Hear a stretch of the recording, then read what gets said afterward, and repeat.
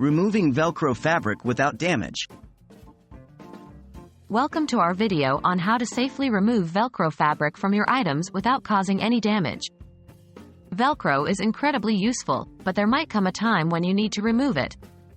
Remember, patience is key here, so let's dive right into it. What do you need? Before starting, you need to gather a few things: a hairdryer to apply heat and loosen the adhesive, tweezers to lift the Velcro, an adhesive remover like rubbing alcohol to remove the remaining residue. Can the item withstand heat?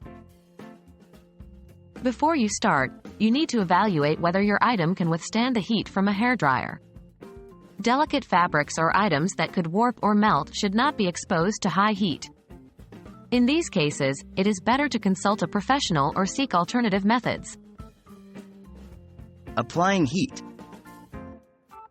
Start by applying heat to the Velcro with your hairdryer. This will help loosen the adhesive holding the Velcro in place. Be sure not to get too close or to heat it for too long to avoid damaging the item. Lifting the Velcro. After applying the heat, gently use the tweezers to lift the edges of the Velcro. Gradually peel it back, being careful not to pull too hard or too fast to avoid damaging the item. Removing adhesive residue. Once the Velcro is off, there might be some adhesive residue left.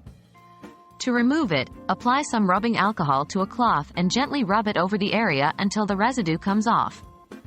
Make sure your item can handle alcohol before applying it. Test the alcohol on a small, hidden part of the item first. That's all there is to it. Removing Velcro without damaging your items requires some patience and care, but with these steps, you should be able to get the job done. We hope you found this video helpful.